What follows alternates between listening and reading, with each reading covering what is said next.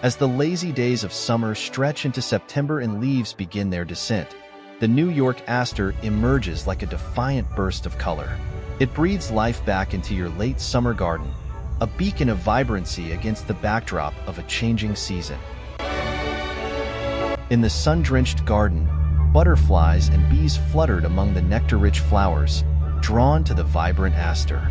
Its presence not only added beauty, but also contributed to the garden's pollinator-friendly ecosystem.